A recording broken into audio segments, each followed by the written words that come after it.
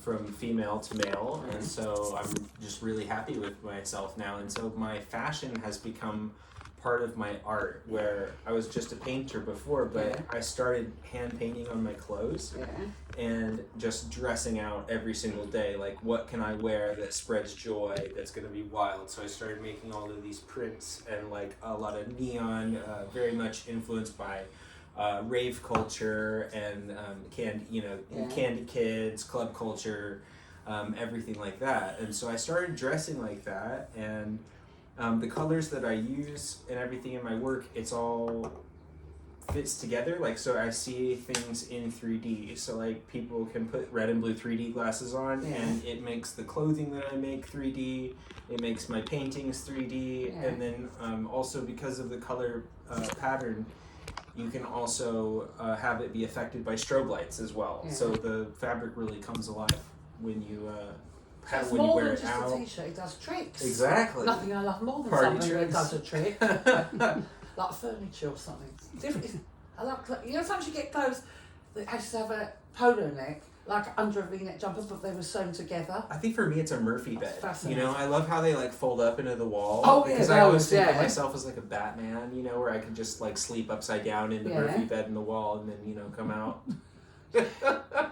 Or what about a bed that's got Tilley in the ends that comes up like that? I don't know in my life that I've ever actually been on a real water bed either. That I'll have one. It's the worst thing of my life. It was horrible. I felt sick.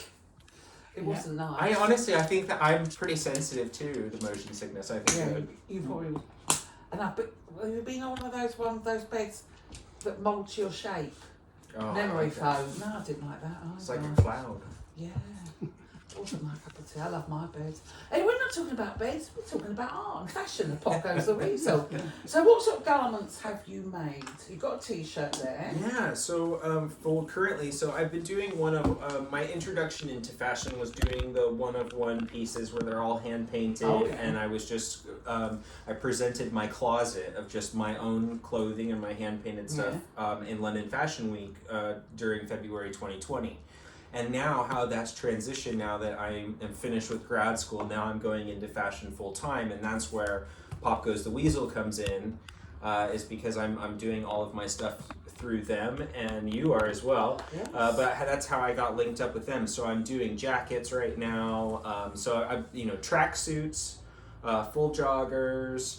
We've got track jackets, sweatshirts, hoodies, leggings, shorts, all.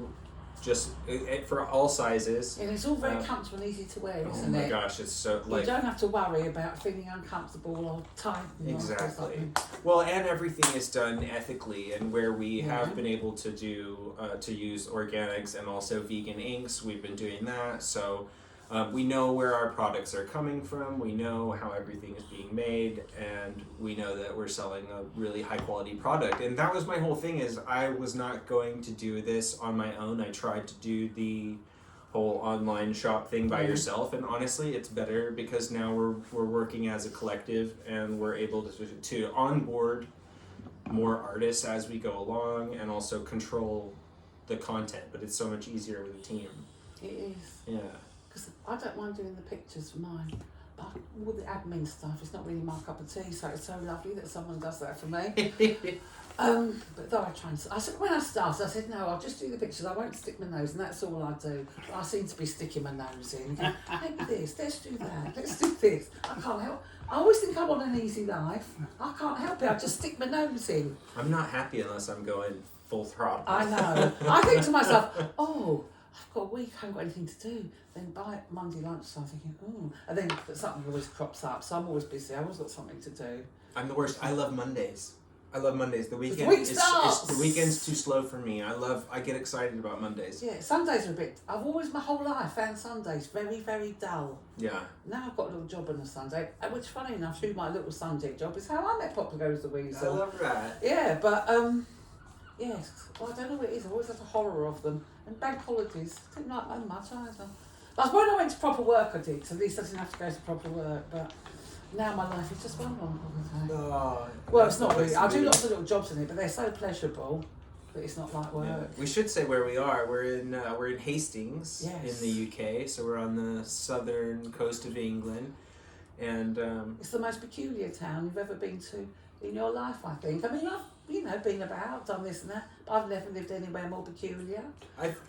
It's a great place to start a big clothing brand with what we've onboarded. Because, I mean, it's fun because we're right on the pier, too. So we just shot an advertisement, actually, for the site. Nothing's been released yet, but we shot a whole day of Pop Goes the Weazel advertising with a bunch of our brands. And obviously Weazel, as we know, guys, is a Z, because people get confused by that. Yeah, not Weazel with an S. Weazel with a Z. Z-E-L, because sometimes they do Z-L-E or something. Z-L-E, we're not those kind of weasels. No. No, but we did. So, I mean, Hastings was the perfect backdrop for our advertisement because we shot on the pier and just kind of throughout the town. And we kind of thought we were odd at the time, but then there was this, I don't know what was going on the steps of the pier, these women dressed, I don't know what she was wearing. She'd have a little pram, and I think she was selling her art, but everywhere in Hastings you go, there's eccentric people. Yes. So it's marvellous that you can wear what you want and be as bright, and somebody will always be brighter than you, however hard you try. There's a woman here called Deborah Latter's Colours, who just dresses in rainbow clothes the whole time. I love that. I do. I mean, I see you've got your red and black and white theme going on. I love it. I'm doing the red and the greens. Yeah. I mean, I've got black dress on, but I've brightened it up with my bits and bobs. Yeah. Look good, feel good. And I you know. look good. I know, and when you wear something bright, you get a bit of attention. I don't want to blend into the background and be as dull as can be. No. You've got that's the John Waters jacket that you've got on right now. Is there... Yeah. We've got a camera going over here too. So we'll have more of the content. There you go. I love these so much. So we've got a bit of a divine collection going on. Yeah. Oh, Tallulah. My favourite is I've ordered it, but it's not come yet. Egg lady jacket with eggs on the arms. That's Edith Massey, if I'm not Edith wrong. Massey, the egg lady from Divine Films. Yeah, from John Waters. You have to order them. If I design them, I have to order them myself because everything's just made a one-off. So every time you order something, they make it for you there and then. There's no stock or anything like that. Yeah. So everything's handmade, finished, off properly for you. Yeah. How many listeners do we have now, guys? Let's see what we've got going on. 1, 2, 3. Oh, look. My little friend's coming to watch with me, Freddie. I think we've got about 15 people. Say hi to the guys. Thanks for tuning in, guys. Hi, guys. Yeah. Again, just so if anyone's just joined us, we're talking to Sue Tilley and Taylor Bystrom about fashion. While the dogs run havoc. Yes, while the puppies run havoc. Chasing the puppies. Yeah. Talking about fashion, and Pop Goes the Weazel with a Z for Weazel, where the fashion comes off the walls and goes onto clothing. So Sue, are you enjoying doing your stuff that you're doing for Pop Goes the Weazel very currently? much enjoying it. I have drawn some new stuff, but a lot of it was things I had already.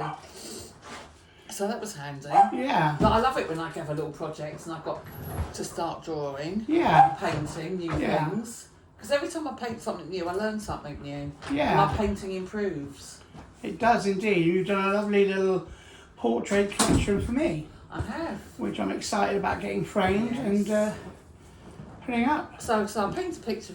I mean, this John Waters was a commission I did for this nice lady called Dr. Vanessa Crawford. And I liked it, so I put it on a jacket. I think she's bought the t-shirt, so she's wearing the t-shirt by the original picture. Oh, so exciting stuff. Yeah, and in the lockdown I did an art class online, so I met a lot of people through that, and that's where I met Dr. Vanessa, and how I met Taylor actually. That's right. Yeah, so I always think, someone asks you to do something, it's like, do it or not, you do it, because you never know what you meet and who you do. That's why I've always got a little project going.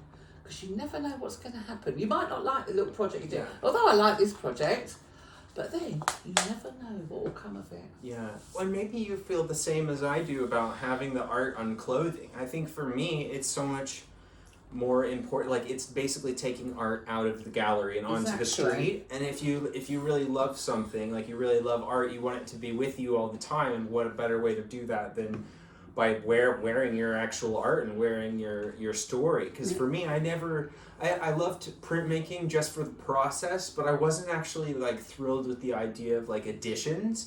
Yeah. But then when you think of editions and collectibles as clothing, then it's a whole different. Then that becomes something that I am interested in. Because it's got a use. Yeah. So you're buying an original picture, you can wear it. Yeah. It's not like you just stick it on your wall and a couple of people come around to see it. Walking down the street, people go, oh, that's nice. Where'd you get that from?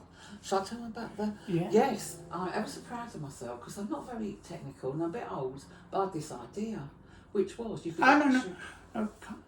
Oh, don't No, mention no, that. no, not just yet. No, Top secret. Top secret. Sorry, that's top secret. Yeah. Because people might steal it. I think I got that's to paint on my idea. Yeah, you have to. The guys will have to tune in to find out what we're doing with the clothing. That's all special. That's coming soon. That'll be when I interview you. Yeah, it'll be very exciting. Because I'm excited that I invented something. So most nights I do lie in bed before I go to sleep inventing things for some unknown reason.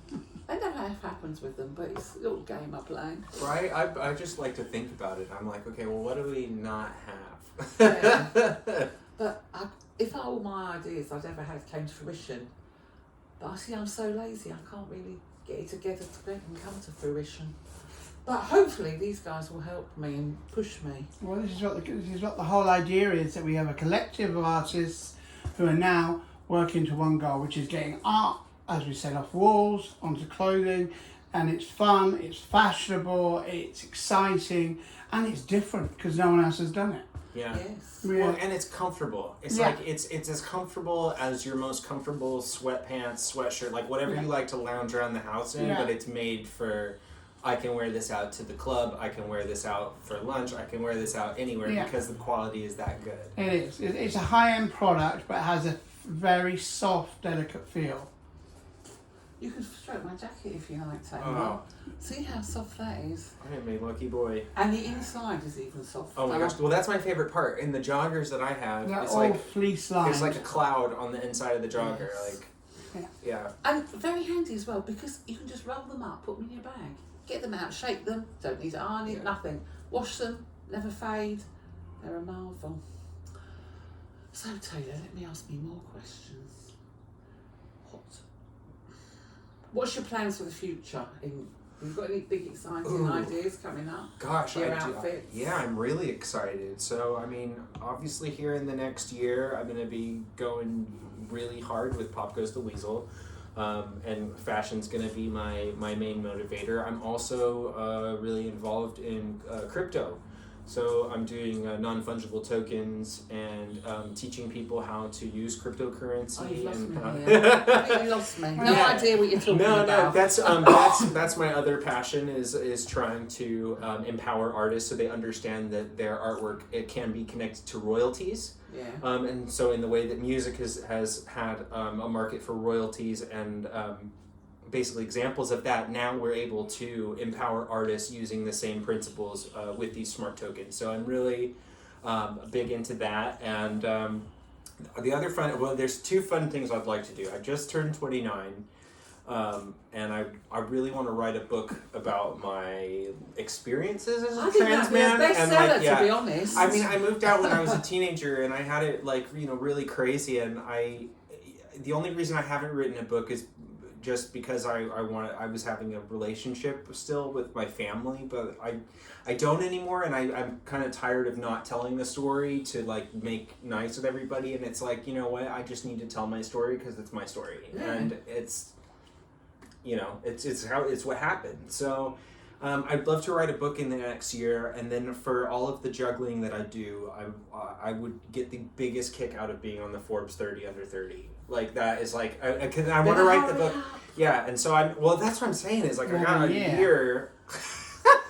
I got a year to do it, and so but I think it'll be fun because whether or not I do it or not, it'll just be another, crazy chapter in this book. It'll end one way or the other, but it'll be about everything I've learned along the way, and hopefully so people feel less alone about what they're going through, and So yeah, no, I've wanted to write, but I've probably started writing a book about 10 times, and then every time I get through it, I go, oh man, this is messy. And then I drop off, and I don't touch it. I delete all of it. So it's like, it would be nice to do it. Is get a book deal, then that'll force you.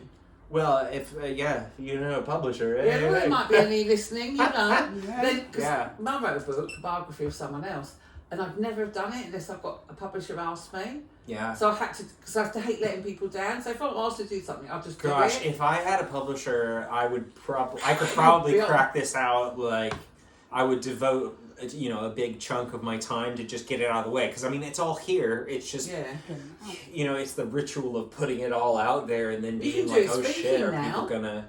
So you don't even have to type. You can just talk. Yeah. And it'll print it all out for you. Yeah. You could also do an audio book. Oh, maybe I'll write the book and then I'll read it out loud. Yeah. Yeah, I'll read it in a bathrobe on OnlyFans. I'll get like a bubble pipe and I'll just sit there and I'll be like, chapter 1. As long as the dressing gown, the robe, has been made by Popco. So there we go. Yeah, I'm with thinking exactly. it's got to be, real silky. Oh yeah, we can do that. We can do silky all day long. covered in teas. Yeah, Covered in cheese. teeth or tulips. Yeah. Telephones. Or a mixture of all the cheese. All of them. Did you ever used to play Tetris? A little bit of Tetris, yeah. Because I'm not one for computer. When I played it though, because I was a little funny, those Game Boy. Yeah. And when I went out, you can see all the shapes in flats and things like that. You think, where am I going to fit this in? No, because that's what that's like with my teeth. Yeah, No, I know, that's that's what I meant to 100%. say, yeah. It's basically like, it comes down to the principle of, you find what you're looking for.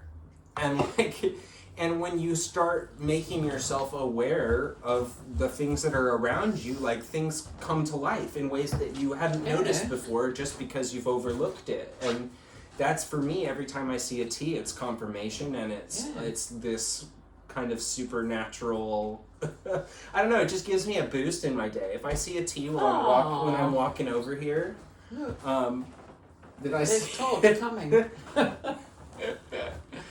But yeah, no, I take it as a sign that like I'm headed in the right direction. Yeah. So. Because I find sometimes like you haven't heard of someone and you hear of them, and then every other day you read something about them. Yeah. Because you weren't aware of them and now you are, and it keeps popping up. I think it's coincidence, but it's your brain, isn't it? Yeah. Sorting you out. What else? Excitement's coming up. Did you enjoy modelling in the fashion show on the pier? Oh my gosh, I had so much fun.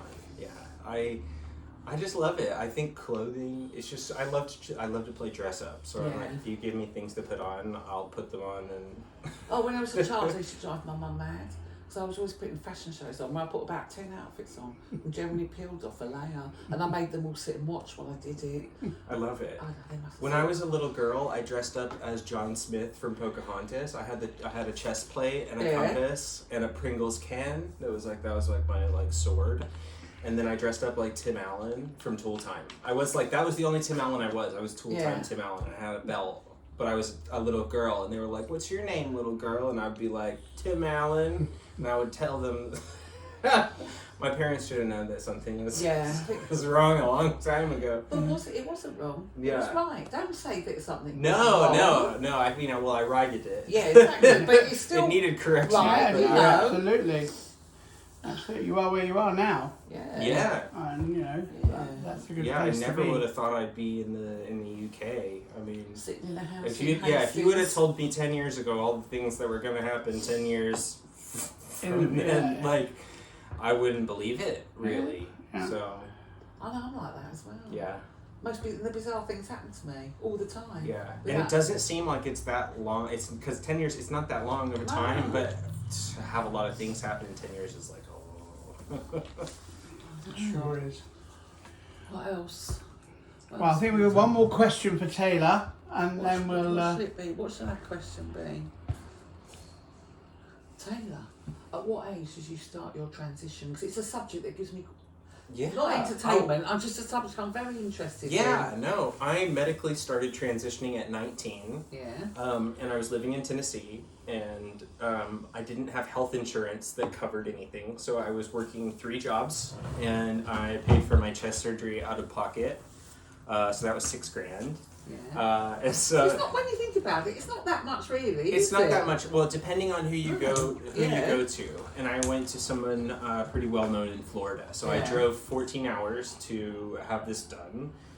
Stayed in Florida for about 10 days. I was with my housemate at the time, and then after 10 days we drove back up and I went right back to work, and just like it was nothing.